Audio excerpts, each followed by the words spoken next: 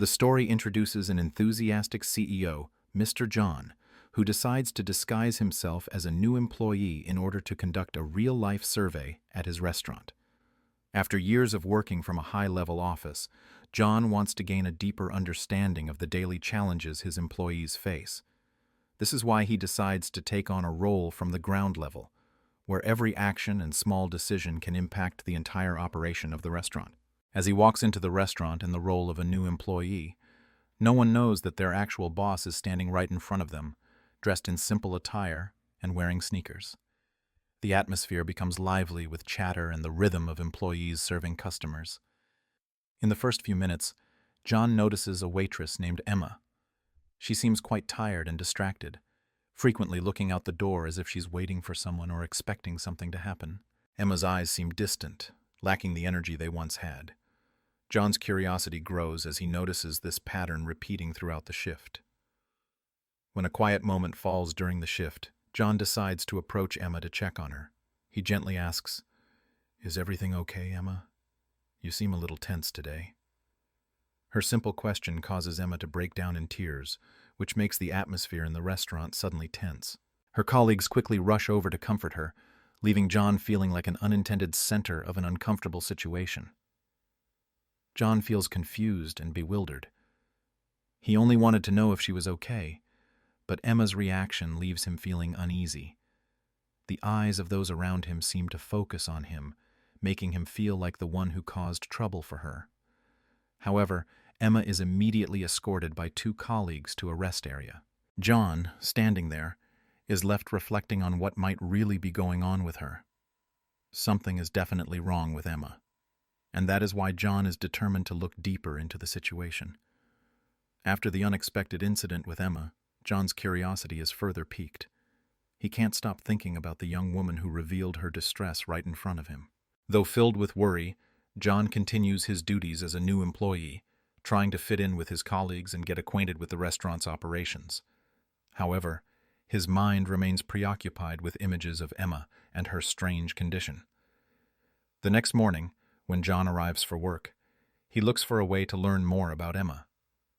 He happens to run into Alex, a chef at the restaurant, who seems to be someone who's witnessed everything happening with Emma over the past few weeks. John decides to approach Alex, eager to hear his perspective on Emma's situation. Alex, unaware that John is the CEO, explains that Emma had previously been an outstanding employee.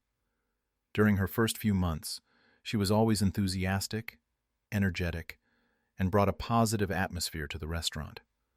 However, about a month ago, everything changed. One day, Emma came to work looking unusually different. Her colleagues asked her if something was wrong, but Emma just shook her head and avoided answering. Gradually, her condition worsened. She started arriving late, became distracted, and would occasionally fall into long silences, even crying for no apparent reason. Alex mentioned that just last week, when Emma was once again found in such a state, the restaurant's manager, Nicole, considered firing her. However, before making that decision, Nicole wanted to consult with the management team. At this point, John becomes even more worried. He doesn't want Emma to simply be dismissed. Although he doesn't fully understand the cause of the problem, he has a strong feeling that she isn't incompetent or unsuitable for the job. He decides to speak directly with Nicole, the restaurant manager. During the conversation, John pretends to be a curious new employee, wanting to learn more about the work situation of his colleagues. Nicole explains that during the first 5 months, Emma had been an exemplary employee, but recently her performance had dropped noticeably. She no longer seemed focused on her work, and her dedication to customers appeared to have faded. Nicole shared that considering Emma's potential termination was unavoidable if this situation continued. However, John felt he couldn't easily give up on an employee with potential like Emma. He asked Nicole to delay the decision and put Emma into a special training program. John wanted to understand more about her personally to see if he could help her overcome her struggles. "Give her one more chance," John told Nicole. "I'll work with her for the next 2 weeks to help get her back on track." Nicole seemed less than enthusiastic but agreed, as she could see that John genuinely cared about his employees. Ultimately, John decided to take on the task of mentoring Emma, so the two of them could work together for the next 2 weeks. This would be an opportunity for John to dig deeper into what was truly happening in Emma's life. Yet while this decision seemed reasonable, John couldn't shake the sense that something was wrong.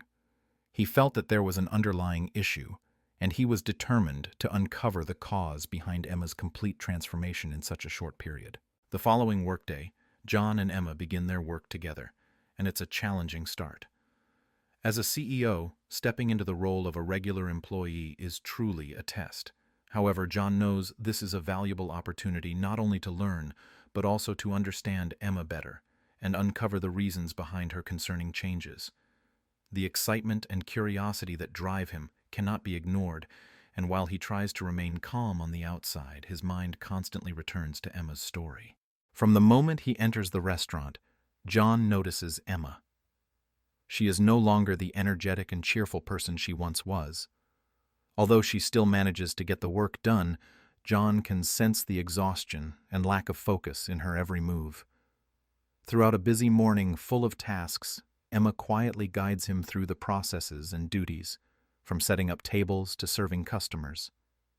She works professionally, but it seems like all of it is happening on autopilot. Despite the smooth flow of work, John notices that Emma occasionally has long moments of silence. At times, she stands still, her eyes blank, as if she is no longer present, her mind drifting somewhere else. These moments make John feel uneasy. He tries not to interfere, but the growing worry inside him becomes harder to ignore. In those fleeting moments, John begins to wonder if she is carrying a heavy emotional burden in her life that he can't fully comprehend. During the break, while other employees are relaxing, Emma sits alone. John cannot let this opportunity slip away. He decides to sit down near her and strike up a conversation. He tries to keep the atmosphere light and make her feel more at ease about sharing.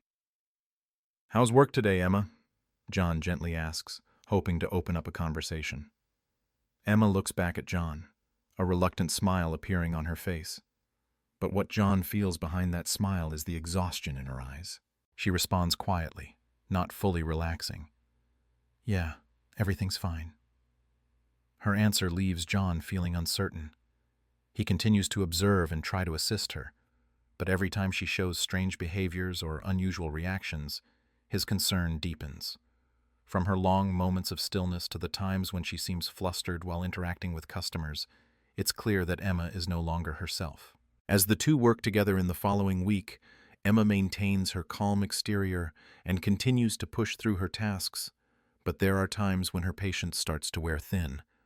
Occasionally, she shows irritation and snaps at a few colleagues she had once been very close to. John begins to understand that these changes are not just about workplace fatigue, but could be something much bigger. John continues to observe her over the next few days, quietly realizing that Emma is carrying an invisible weight. She is no longer the cheerful, passionate person she once was. While John doesn't want to overstep, he decides to keep approaching Emma gently, at his own pace, so he can slowly understand the deeper changes in her life. With each passing workday, John's curiosity intensifies. He begins to suspect that Emma's struggles might not just be about work stress or fatigue, but could involve a personal issue she is hiding very carefully. John knows that if he truly wants to help her, he needs to understand more about what's really going on. After a week of working together, John felt that he had begun to build trust with Emma. Although she still kept a certain distance, the small gestures and the deep eye contact between them showed that Emma was gradually opening up to this new colleague. However, despite his efforts, John still hadn't been able to uncover the true reason behind Emma's transformation. One evening, after a long shift, when the other employees were taking a break, John decided to approach Emma and continue their conversation. She was sitting alone in a corner, holding a cup of water, but her eyes were distant, as if she was lost in her own thoughts. John sat down beside her, not rushing, and gently asked, "Would you like to share something? If there's anything on your mind, I'm here to listen." Emma looked at John for a long moment, as if weighing whether to speak or not. Her gaze was filled with exhaustion and tension, but eventually she sighed softly and relaxed. She began speaking, her voice very quiet and hesitant. "Actually, I can't look at this restaurant the same way anymore. Everything has changed." John remained silent, listening carefully to her words. Although she didn't go into specific details, what she said was enough for him to understand that something significant had happened to Emma, something that had caused her to lose her former self. Her discomfort and struggle within a space she once loved deeply made John feel heartbroken. "What happened?" John gently asked, not wanting to push her to open up too much if she wasn't ready. Emma remained quiet for a long time, her eyes drifting to the window as though searching for an answer within herself. Finally she spoke. "A month ago I realized everything isn't the same anymore. I just can't understand what's happening in my life. Everything around me just makes me feel empty." She didn't continue, but what she had said made John realize that Emma was facing a major personal crisis, something she wasn't ready to share publicly. He knew that to help her, he would have to be more patient, but he couldn't let her continue drowning in this uncertainty. John felt a deep sense of empathy and was determined to be not just a colleague, but a friend ready to help her. "If you want, I'll be here, ready to listen to whatever you need to share." "Don't hesitate," John said, offering her a supportive presence. Emma looked at John, her gaze surprised at first, but then filled with gratitude. She didn't say anything further, but that look of thanks was enough for John to understand that she needed some time to face herself and figure out how to overcome this challenge. In the following days, John continued to stay close to Emma, trying to create a comfortable work environment, helping her gradually recover and find balance in her job. He still didn't know the deep cause of Emma's change, but he could feel that something serious was weighing on her. And he was determined to uncover the truth, even if it might be a story she wasn't ready to reveal just yet. As each day passed, Emma started showing more positive signs. She no longer avoided people as much, and occasionally she would smile, though it was a slightly awkward smile. John knew that while this process would take time, at least he had taken an important step, helping Emma begin to open up. After several days of working with Emma, John noticed that she was gradually regaining her performance at work, but he still couldn't shake the thoughts of what she had shared. Despite the signs of improvement, the change in Emma's attitude remained a strange mystery that he felt compelled to decode. An unexplainable sense of worry kept John from leaving this issue unresolved. He knew he couldn't ignore it until he found the truth. The conversations and interactions he had with her hadn't been enough for John to uncover the deeper cause of these changes. But one thing John had begun to notice was Emma's obsession with the restaurant's front door. Frequently, when she was lost in thought or taking breaks between shifts, her gaze would silently drift toward the main entrance, as if she was waiting for someone. One evening, after the shift had ended and there were no more customers in the restaurant, John decided to take action. He told himself that he was checking the restaurant's security cameras to review the workday, but he also took this opportunity to closely observe Emma's strange focus on the door. John began watching the footage from the restaurant's cameras, especially the moments when Emma was near the entrance. As he reviewed the footage, John noticed something suspicious. In one video clip, recorded after the restaurant had closed, Emma was standing by the door. Her eyes weren't just observing. There was a sense of anticipation, as though she was expecting someone. Although no one else was in the restaurant at that time, there was a moment when Emma opened the door to greet a man wearing a hooded jacket. They didn't just talk through the door. They shared a warm hug, which left John feeling deeply confused. This moment caused John to pause for a second. He was sure this wasn't a casual meeting. It was a familiar, intimate encounter. It seemed that Emma and this man shared a special connection. The scene was completely at odds with what John knew about Emma, a diligent, serious woman who always worked hard and showed no signs of unusual behavior in her personal life. John felt the need to learn more about this man. He and Nicole, the restaurant manager, decided to continue the investigation. They reviewed the cameras outside the restaurant, tracking the man's car as he left. By recording his license plate number, John hoped to gather more information about the identity of this person. Not long after, with the help of some authorities, John received crucial information. Luke Porter, a name that was unfamiliar, and a clear address. Everything he learned about this man made John feel that the situation was growing more complex and serious. Someone Emma meets late at night like that surely must have a significant impact on her life, John thought to himself. His anxiety grew stronger, and he made the decision to uncover the truth, even if it meant crossing boundaries. Although he had gathered information about Luke, John knew he couldn't stop there. He decided to visit Luke's house to assess the situation and learn more about his relationship with Emma. It was a difficult decision, but John felt he could no longer hesitate.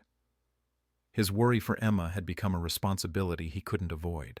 After gathering enough information about Luke Porter and deciding to visit his house, John couldn't help but feel anxious about what he was about to uncover.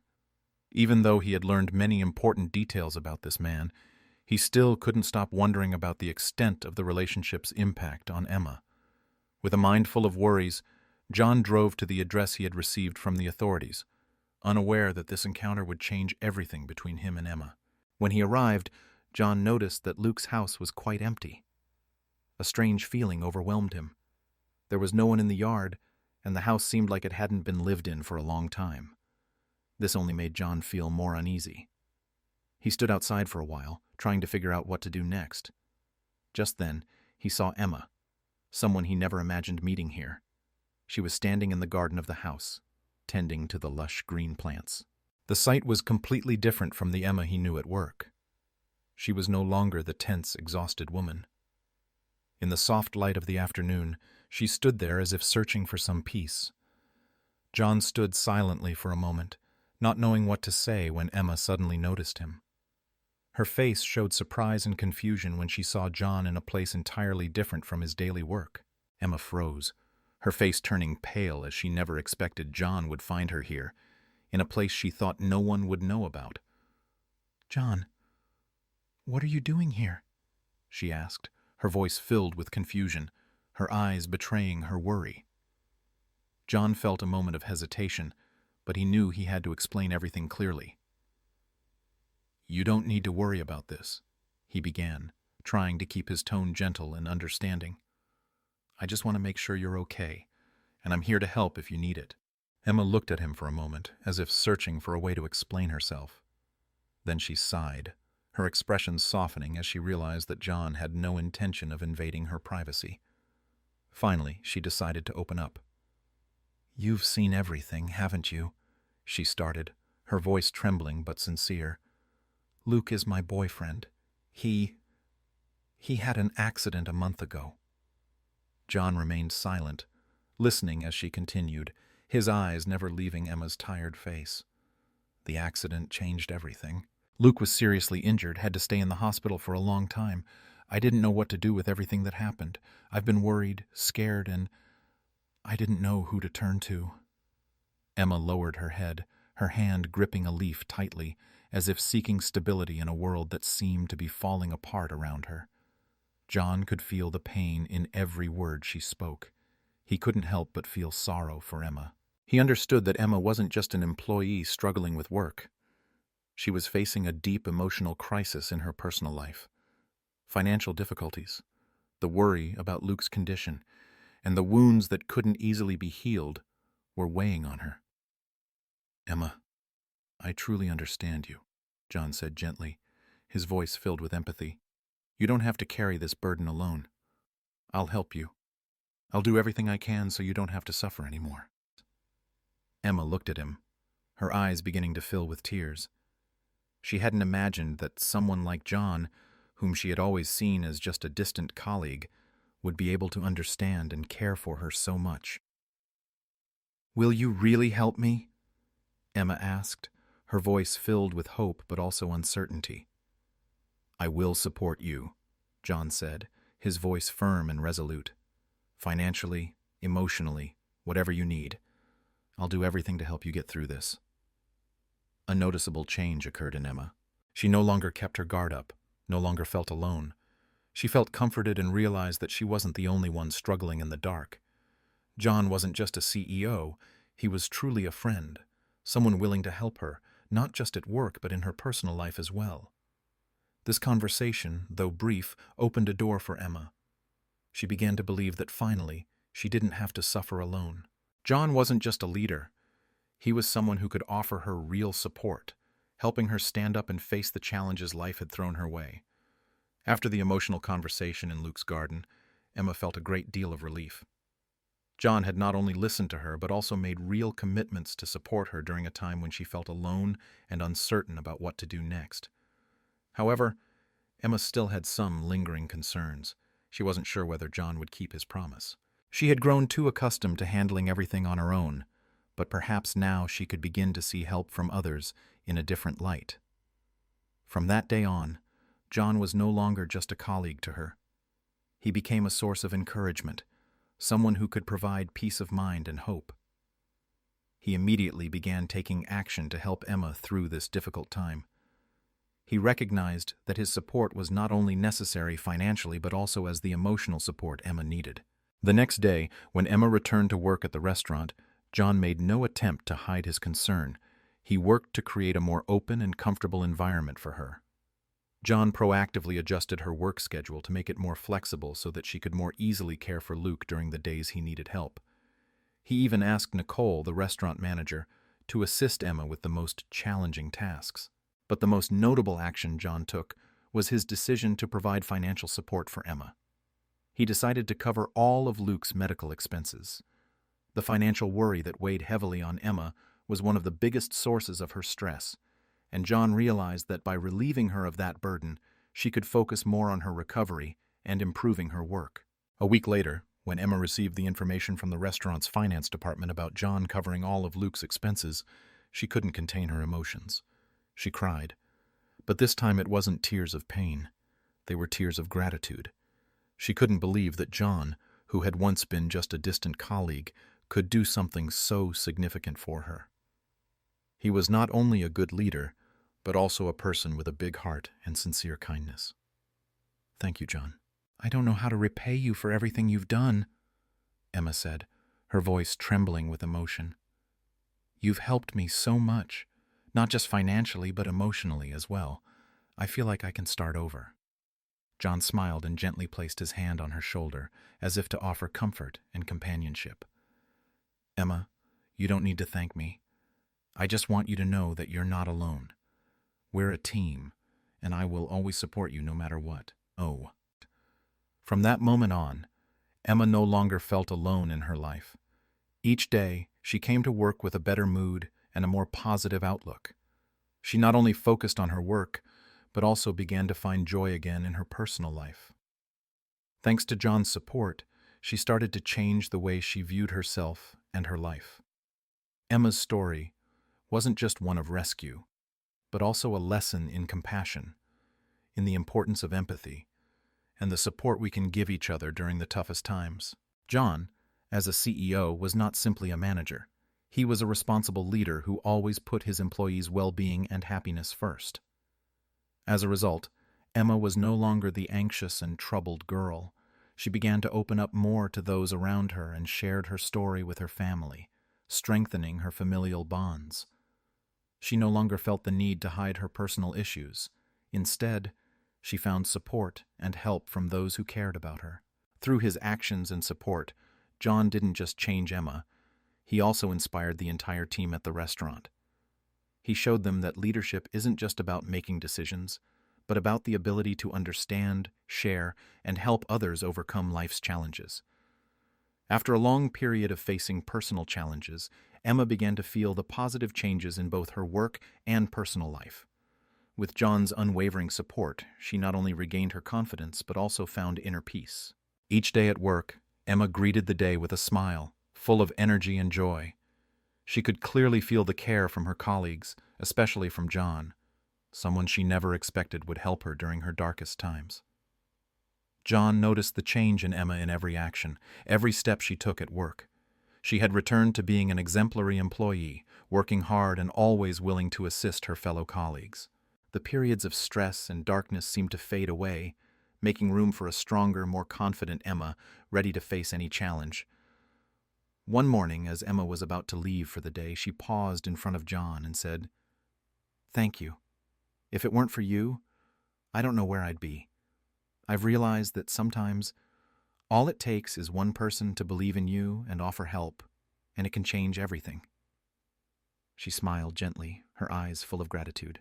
John nodded and smiled back. You deserve the best. That's why I always want to help those around me. We all go through difficult times, but with support and empathy from others, we can overcome any challenge. Looking at Emma, John felt a surge of pride. He realized that being a CEO wasn't just about managing revenue, profits, or business metrics. An essential part of his job was caring for, protecting, and developing people, the very individuals who make the company successful. Emma was not just an employee, she was a living testament to the change someone can undergo when given the right care and attention. John began to think about how he could apply this lesson throughout the company. He decided to create programs that supported employees not just professionally, but emotionally as well. He believed that every employee has their own stories and challenges to face. It's through understanding and the right support that they can rise, overcome difficulties, and achieve success. With John's help, Emma not only overcame her personal struggles, but also became an inspiration to those around her. Her story became a testament to the compassion and kindness that can thrive in a workplace, where people are not just seen as workers, but as valued individuals who deserve respect and care. In the end, Emma decided to share her story with her family. She no longer felt embarrassed or ashamed about the challenges she had gone through. Instead, she felt proud of what she had overcome and believed that John's support and her colleagues' help had made her stronger than ever. She was now able to openly talk to her family about Luke, about the difficulties she had faced, and this allowed her family to understand and connect with her more. With the transformation in Emma's life, John realized something important. Leadership isn't just about making decisions. It's about building a community where each person feels loved, cared for, and supported when needed. He knew that creating a workplace environment filled with empathy and support was the key to long-term success. The story of Emma and John isn't just about work. It's about kindness, mutual support, and the power of empathy. It reminds all of us that in every challenge, we should never be alone. Sometimes, even a small act of care can change someone's life completely.